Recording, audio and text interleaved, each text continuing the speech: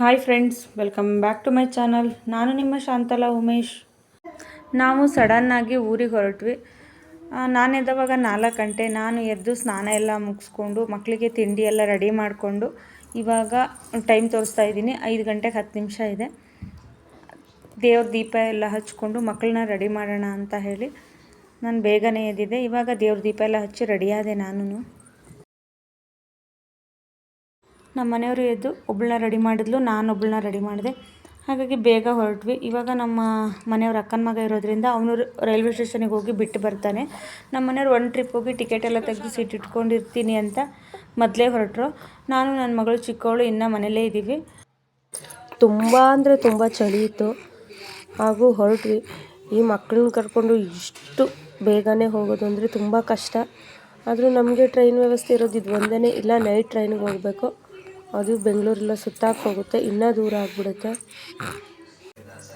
ನಾವಿಲ್ಲಿ ಬೆಳಗ್ಗೆ 6 ಗಂಟೆಗೆ ಟ್ರೈನ್ ಹತ್ತಿದ್ರೆ ಮಧ್ಯಾಹ್ನ 1:15, 1:00ವರೆಗೆಲ್ಲ ಸಾಗರ ರೀಚ್ ಆಗಿರ್ತೀವಿ.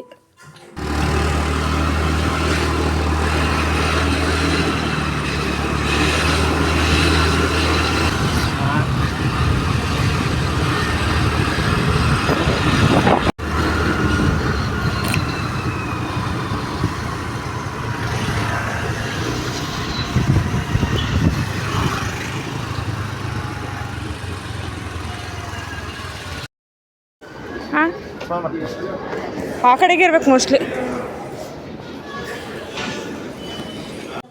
ನಾವು ವೀಕ್ ಡೇಸಲ್ಲಿ ಹೋಗಿದ್ವಿ. ವೀಕ್ ಡೇಸಲ್ಲಿ ಹೋದರೂ ಟ್ರೈನ್ ತುಂಬ ಅಂದರೆ ತುಂಬ ರಶ್ ಇತ್ತು. ನಾನು ನಮ್ಮ ಮನೆಯವರು ಕೂತ್ಕೊಂಡೇ ಇದ್ವಿ. ಮಕ್ಕಳಿಗೆ ಮಾತ್ರ ಮಲಗೋದಕ್ಕೆ ಸ್ವಲ್ಪ ಜಾಗ ಸಿಕ್ಕಿತ್ತು. ಟ್ರೈನ್ ತುಂಬ ರಶ್ ಇತ್ತು.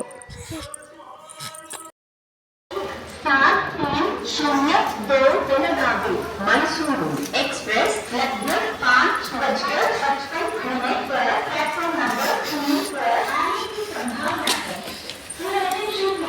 Train number 17302. हाँ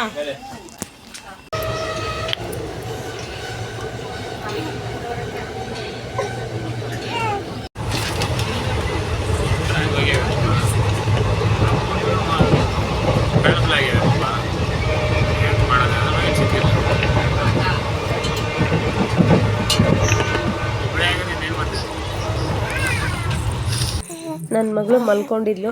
ಇವಾಗ 9 ಗಂಟೆನೋ 9:15 ಆಗಿತ್ತು. ಇವಾಗ ಎದ್ದು ಏನೋ ಹೇಳ್ತಾ ಇದ್ದಾಳೆ. ನಮ್ಮ ಸಾಗರ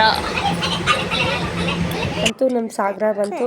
ಸಾಗರ ನೋಡಿದವಾಗ ಎಷ್ಟೊಂದು ಖುಷಿ ಆಯಿತು. ನಮ್ಮೂರು ಅಂದರೆ ನಮ್ಗೆ ಹಾಗೆ ಅಲ್ವಾ, ನಮ್ಮೂರೇ ನಮಗೆ ಚಂದ. ನನಗೆ ಸ್ವಲ್ಪ ಶೀತ ಆಗಿದೆ, ಹಾಗಾಗಿ ವಾಯ್ಸು ಸರಿಯಾಗಿ ಕೇಳಿಸ್ತಾ ಇಲ್ಲ. ಹಾಗೂ ನಾವು ಇಳಿಯೋ ಟೈಮ್ ಬಂತು. ಇನ್ನೊಂದು 2-3 ನಿಮಿಷದಲ್ಲಿ ಟ್ರೈನ್ ಇಳಿತೀವಿ.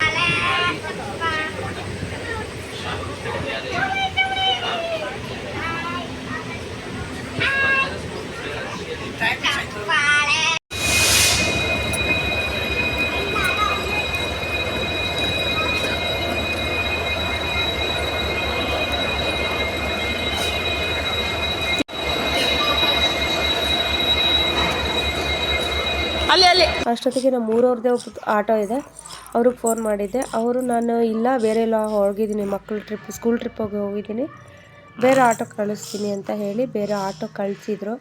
ಆಟೋ ಬಂದು ರೆಡಿಯಾಗಿತ್ತು. ರೈಲ್ವೆ ಸ್ಟೇಷನಲ್ಲಿ ಕೆಲಸ ಬೇರೆ ನಡೀತಾ ಇತ್ತು. ಹಾಗಾಗಿ ಮೇನ್ ಗೇಟನ್ನು ಕ್ಲೋಸ್ ಮಾಡಿದರು. ಸೈಡಿಂದ ಅಲ್ಲೆಲ್ಲೋ ಸಂದಿಪಂದಿಲೆಲ್ಲ ಹೋಗಬೇಕಿತ್ತು. ತುಂಬ ಕಷ್ಟ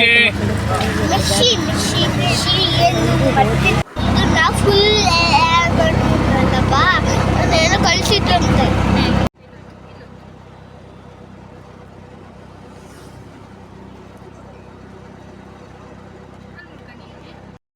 ನಮ್ಮ ಮನೇಲಿ ಫಂಕ್ಷನ್ ಇರೋದ್ರಿಂದ ನಮ್ಮ ಆಂಟಿ ಮಗಳು ಕಾಲೇಜ್ ಮುಗಿಸ್ಕೊಂಡು ಹಂಗೆ ಬರ್ತೀನಕ್ಕ ಆಟೋದಲ್ಲಿ ಅಂತ ಫೋನ್ ಮಾಡಿದ್ಲು. ಅವಳನ್ನು ಕರ್ಕೊಂಡು ಮನೆಗೆ ಹೊರಟ್ವಿ. ಅಂತೂ ನಮ್ಮ ಊರು ರೀಚ್ ಆಗಿದ್ವಿ. ನಾನಿವತ್ತು ಹೇಳಿರಲಿಲ್ಲ ಬರ್ತೀನಿ ಅಂತ. ನಾಳೆ ಬರ್ತೀನಿ, ನಾಡಿದ್ದು ಬರ್ತೀನಿ, ಇಲ್ಲ ಬರಲ್ಲ ಅಂತ ಹೀಗೆ ಹೇಳ್ತಾ ಇದ್ದೆ. ಸರ್ಪ್ರೈಸ್ ಆಗಿ ಹೋದ್ವಿ. ಆದರೆ ಯಾರೂ ಇರಲಿಲ್ಲ. ನಮ್ಮಮ್ಮ ಬಟ್ಟೆಯನ್ನು ತೊಳಿತಾ ಇದ್ರು. ನಾವು ನೋಡಿ ಸಡನ್ ಶಾಕ್ ಆದರು. ನಾವು ಬರೋದು ಗೊತ್ತೇ ಇರಲಿಲ್ಲ. ನಾವು ಮನೆಗೆ ಬಂದಮೇಲೆ ಗೊತ್ತಾಗಿರೋದು. ಅಮ್ಮ ಏನೋ ಕೆಲಸ ಮಾಡ್ತಾಯಿದ್ರು. ನಾವು ಬಂದಮೇಲೆ ನಮಗೆ ಕಾಲು ತೊಳೆಯೋದಕ್ಕೆ ಅಂತ ನೀರು ತರಕ್ಕೆ ಒಳಗಡೆ ಹೋದರು. ಮನೆಗೆ ಬಂದಿರೋರಿಗೆ ಕಾಲು ತೊಳೆಯೋಕೆ ನೀರು ಕೊಡೋದು ನಮ್ಮ ಕಡೆ ಶಾಸ್ತ್ರ, ಕಂಪಲ್ಸರಿ ಎಲ್ಲರೂ ಕೊಟ್ಟೇ ಕೊಡ್ತಾರೆ. ಹಾಗೆ ಊಟ ಎಲ್ಲ ಮುಗಿಸಿ ಕೂತಿದ್ವಿ. ಅಷ್ಟೊತ್ತಿಗೆ ಶಾಮಿಯಾನ ಹಾಕೋರು ಬಂದು ಶಾಮಿಯಾನ ಹಾಕ್ತಾಯಿದ್ರು. ಹಿಂದಿನ ದಿನ ಮಧ್ಯಾಹ್ನನೇ ಬಂದು ಶಾಮಿಯಾನ ಹಾಕಿ ಪಾತ್ರೆ ಎಲ್ಲ ಇಳಿಸ್ಬಿಟ್ಟು ಹೋಗಿದ್ರು. ಸುಮಾರು ಒಂದು 3 ಗಂಟೆ ಆಗಿತ್ತು. 3 ಗಂಟೆ ಅಷ್ಟೊತ್ತಿಂದ ಶುರು ಮಾಡಿದರು. ಬೆಳಗ್ಗೆ ಬೇಗ ಅಂಗಳನ ಗುಡಿಸಿ ಸಾರಿಸಿ ರಂಗೋಲಿ ಹಾಕೋಕ್ಕಾಗಲ್ಲ ಅಂದ್ಬಿಟ್ಟು ನಾವು ರಾತ್ರಿಯೇ ಅಂಗಳನೆಲ್ಲ ಗುಡಿಸಿ ಸಾರಿಸಿ, ನಮ್ಮ ಆಂಟಿ ಮಗಳು ಬೇರೆ ಬಂದಿದ್ಲು, ಅವಳು ನಾನು ಇಬ್ಬರೂ ರಂಗೋಲಿ ಎಲ್ಲ ಹಾಕಿದ್ವಿ. ಹೇಗಿದೆ ರಂಗೋಲಿ ಅಂತ ಕಮೆಂಟ್ ಮಾಡಿ. ರಂಗೋಲಿ ಎಲ್ಲ ಹಾಕಿರೋದು ನಾನು, ಅವಳು ಸ್ವಲ್ಪ ಬಣ್ಣ ಎಲ್ಲ ಹಾಕಿದ್ಲು, ನಾನು ಸ್ವಲ್ಪ ಕಲರೆಲ್ಲ ಹಾಕಿದೆ. ಇಬ್ಬರೂ ಸೇರಿ ರಾತ್ರಿ 11 ಗಂಟೆ ಆಗಿತ್ತು ರಂಗೋಲಿ ಮುಗಿಸೋ ಅಷ್ಟೊತ್ತಿಗೆ. ರಂಗೋಲಿ ಎಲ್ಲ ಮುಗಿಸಿ ಚಳಿ ಬೇರೆ ಇತ್ತು, ಆದ್ರೂ ರಂಗೋಲಿ ಎಲ್ಲ ಹಾಕಿ ಮುಗಿಸಿದ್ವಿ.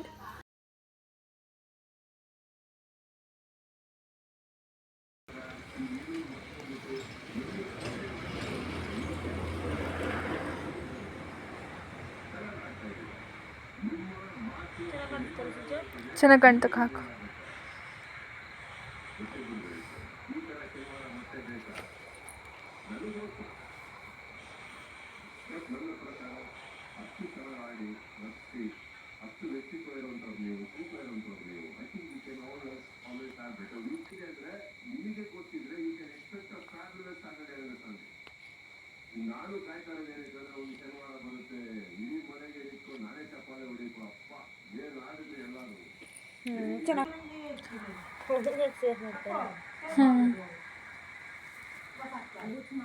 ಚೆನ್ನಾಗಿ ಕಾಣಿಸುತ್ತೆ.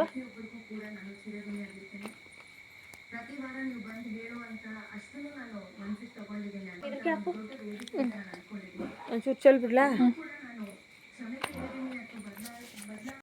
ಇದು next day morning video shoot ಮಾಡ್ತಾ ಇರೋದು. ಬೆಳಗ್ಗೆ 8-8:15 ಆಗಿತ್ತು. ಅಷ್ಟೊತ್ತಿಗೆ ಭಟ್ರೆಲ್ಲ ಬಂದು ಅಡುಗೆಗೆ ಶುರು ಮಾಡ್ಕೊಂಡಿದ್ರು. ನಾವು ಮಧ್ಯಾಹ್ನನೇ ಊಟ ಕೊಡೋದ್ರಿಂದ ಬೇಗ ಬರೋದಕ್ಕೆ ಹೇಳಿದ್ವಿ. ಮಧ್ಯಾಹ್ನ 1 ಗಂಟೆಗೆಲ್ಲ ಊಟ ಶುರುವಾಗ್ಬಿಡುತ್ತೆ, ಹಾಗಾಗಿ ಬೇಗ ಅಡುಗೆ ಹಾಕಬೇಕು ಅಂತ ಬೇಗ ಬರೋದಕ್ಕೆ ಹೇಳಿದ್ವಿ. ಮತ್ತು ಕುರಿಯೆಲ್ಲ ಕಟ್ ಮಾಡಿ ಕ್ಲೀನ್ ಮಾಡಿದ್ರು. ನನ್ನ ತಮ್ಮನ ಫ್ರೆಂಡ್ಸ್ ಎಲ್ಲನೂ ಇದ್ದರು. ಅವ್ರಿಗೆಲ್ಲ ಚಿತ್ರಾನ್ನ ಮಾಡಬೇಕಿತ್ತು. ನಾನು ಚಿತ್ರಾನ್ನ ಎಲ್ಲ ರೆಡಿ ಮಾಡಿ ನಮ್ಮದ್ರಲ್ಲಿ ಏನೇ ವಿಶೇಷ ಹಬ್ಬ ಹರಿದಿನ ಏನೇ ಫಂಕ್ಷನ್ ಇದ್ರೂ ಈ ಥರ ಹಂಡೆ ಹೂ ಕೊಡಪಾನ ಇಡುಕಲು ಅಂತ ಕರಿತೀವಿ ಇದಕ್ಕೆ ನಾವು. ಇದಕ್ಕೆ ಡೆಕೋರೇಷನ್ ಮಾಡಿ ಇದಕ್ಕೆ ಹೂವೆಲ್ಲ ಮುಡಿಸಿ ದೀಪ ಹಚ್ಚಿಡೋದು ನಮ್ಮ ಕಡೆ ಪದ್ಧತಿ. ಅದನ್ನು ನಾನು ಮಾಡ್ತಾಯಿದ್ದೀನಿ. ಹಾಗೆ ಪಾಪುನ ವೆಲ್ಕಮ್ ಮಾಡೋದಕ್ಕೆ ಅಂತ ನಮ್ಮ ಆಂಟಿ ಮಕ್ಕಳಿಬ್ರು ಡೆಕೋರೇಷನ್ ಮಾಡ್ತಾಯಿದ್ರು. ಅವನ ಹೆಸರು ಅಗಸ್ತ್ಯ. ಅದಕ್ಕೆ ಹೂವಲ್ಲಿ ಅವನ ಇನ್ಷಿಲ್ನ ಫಸ್ಟ್ ಲೆಟರ್ ಎ ಅಂತ ಬರೆದು ನಮ್ಮ ಆಂಟಿ ಮಕ್ಕಳಿಬ್ರು ಡೆಕೋರೇಷನ್ ಮಾಡ್ತಾಯಿದ್ರು. ನಾವು ಪಾಪುನ ಬೇಗ ಕರ್ಕೊಂಡು ಬರೋದಿತ್ತು. 12 ಗಂಟೆ ಒಳಗಡೆ ಮನೆಗೆ ಬರಬೇಕಿತ್ತು ಪಾಪು. ಹಾಗಾಗಿ ನೆಂಟರನ್ನೆಲ್ಲ ಬೇಗ ಬರೋದಕ್ಕೆ ಹೇಳಿದ್ವು. ಎಲ್ಲರೂ ಬೇಗನೆ ಬಂದಿದ್ದರು. ಇಲ್ಲಿಂದ ಪಾಪುನ ಕರೆಯೋದಕ್ಕೆ ಅಂತ ಹೊರಟಿದ್ವಿ. ಸ್ವಲ್ಪ ಜನನೇ ಹೋಗಿದ್ವಿ, ಆ ಕಡೆಯಿಂದ ಜಾಸ್ತಿ ಜನ ಬರ್ತಾರೆ ಅಂತ. ಇವರು ನಮ್ಮ ಅತ್ತೆ ಸೋದರತ್ತೆ, ನಮ್ಮಮ್ಮನ ತಮ್ಮನ ಹೆಂಡ್ತಿ. ಹೊರಡೋದಕ್ಕೆ ನಮ್ಮದೇ ವ್ಯಾನ್ ಇದೆಯಲ್ಲ, ವ್ಯಾನ್ ಪೂಜೆ ಮಾಡ್ತಾ ಇದ್ದಾರೆ. ಕರ್ಕೊಂಡು ಬರೋದಕ್ಕೆ ಅಂತ ಹೊರಟಿದ್ದಾರೆ. ನಾನೇನು ಹೋಗಲಿಲ್ಲ, ನಾನು ಮನೆಯಲ್ಲೇ ಇದ್ದೆ. ಅವ್ರು ಬಂದಮೇಲೆ ಸ್ವಲ್ಪ ಶಾಸ್ತ್ರಗಳೆಲ್ಲ ಇರುತ್ತಲ್ಲ, ಅದಕ್ಕೆ ನಾನು ರೆಡಿ ಆಗಬೇಕು ಅಂದ್ಬಿಟ್ಟು ನಾನು ಹೋಗಲಿಲ್ಲ. ನಮ್ಮ ಅತ್ತೆ, ನನ್ನ ಮಗಳು, ನಮ್ಮ ಪಪ್ಪನ ಅಕ್ಕ ಎಲ್ಲ ಬಂದಿದ್ದರು. ಅವರೆಲ್ಲ ಒಂದು ಸ್ವಲ್ಪ ಜನ ಪಾಪುನ ಕರೆಯೋದಕ್ಕೆ ಅಂತ ಹೋಗಿದ್ರು. ನಾವಿಲ್ಲಿ ಮನೇಲಿ ರೆಡಿ ಮಾಡ್ಕೋತಾ ಇದ್ವಿ.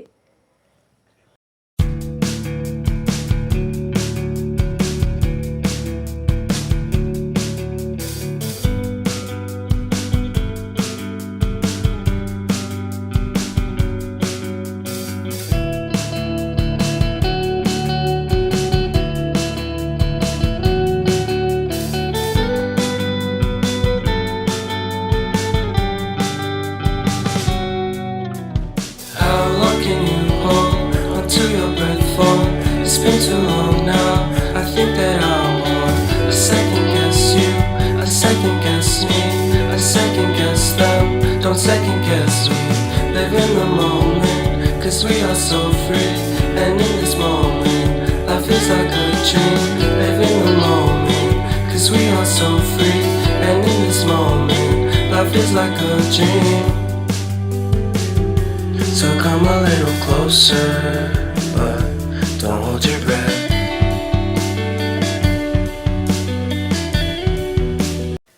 ನನ್ನ ಮಗಳು ಅಮ್ಮ ನೀನು ಬಾ ಅಂತ ಹಠ ಮಾಡ್ತಾ ಇದ್ಲು.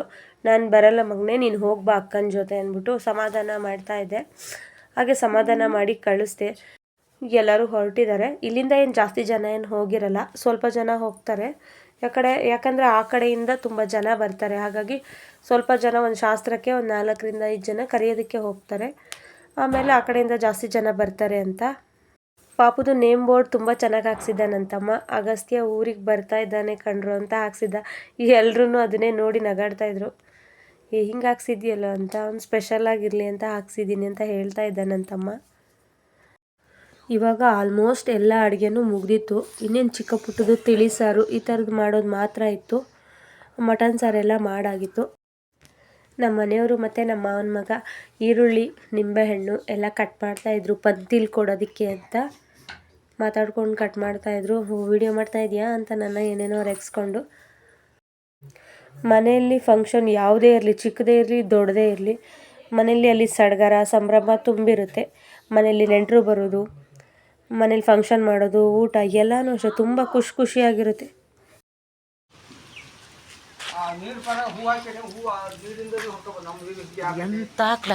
ಫೈನಲ್ ಡೆಕೋರೇಷನ್ ಹೀಗಿದೆ. ಡೆಕೋರೇಷನ್ ಎಲ್ಲ ಮಾಡಿ ಮುಗಿಸಿ ಪಾಪು ಬರೋ ಟೈಮ್ ಆಯಿತು ಅಂತ ಎಲ್ಲರೂ ರೆಡಿ ಆಗ್ತಾ ಇದ್ವಿ. ಪ್ಲೀಸ್ ಲೈಕ್ ಮಾಡಿ, ಶೇರ್ ಮಾಡಿ, ಕಮೆಂಟ್ಸ್ ಮಾಡಿ, ಎಲ್ಲರೂ ಸಬ್ಸ್ಕ್ರೈಬ್ ಮಾಡ್ಕೊಂಡು ನೋಡಿ. Thank you for watching. Thank you for all. Please ಹೀಗೆ ಸಪೋರ್ಟ್ ಮಾಡ್ತಾಯಿರಿ ಎಲ್ಲ. Thank you.